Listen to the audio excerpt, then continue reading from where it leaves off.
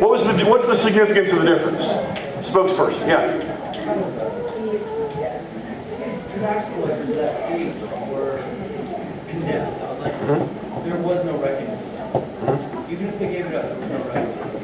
And so he's looking at, he's sitting in the courtyard, and everything that's come up to that point, he's heard the talk while collecting the money. So he probably listens to a lot, even though they're talking about it. Jesus walks into the courtyard, he knows who he is, and Jesus walks up, he might follow. As a man that's condemned, that's got to be a powerful thing, because this man, he wouldn't have for a while. I mean, this man's powerful. So for Levi, this is a powerful statement because he's putting him into a relationship with himself, saying, "Come, be mine." Where Levi was the outcast of society, being a tax collector. No one would be in a relationship with him. So it's incredibly powerful for Jesus to be like, "Hang with me." Cool. All right. What else? Yeah. Well, we saw Peter probably being a little bit more sanguine personality. Peter might have been a bit more sanguine, yes.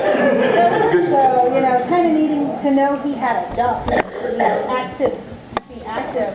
And Matthew was probably a little bit more, at least for Romans, a little bit more power, was kind of used to being, he's the collector, people have to bring things to him.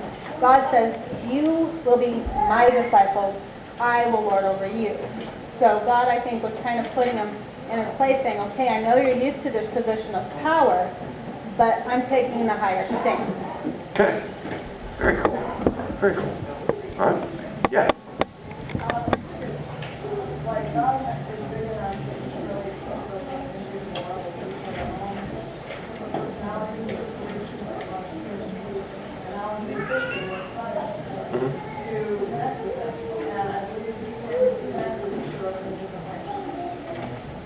So God works, to our personalities to meet us where we're at. And so talking fisherman language really worked for Peter, which probably would have been odd for Levi. Come on, I'm going to make you fish. I don't like fish. You have a hand up? Yeah. Okay. Jesus, when he spoke to him and called him, he spoke to him what mattered most to them. Apparently, learning wasn't really a big issue for Peter, James, and John. They had their job. They had what they were doing for a living. They were defined by their job. And so when he says, I'll make you fishers of men, people, he spoke to what he was really concerned with. I have a new mission. Yeah. If he said, hey, come be my disciple, they'd be like, what do I need to learn anything for? I've got my job. I don't need to learn anything. He would not. But whereas Levi, if he was to say, come, I'll make you fisher, he'd be like, what do I need to go fishing for?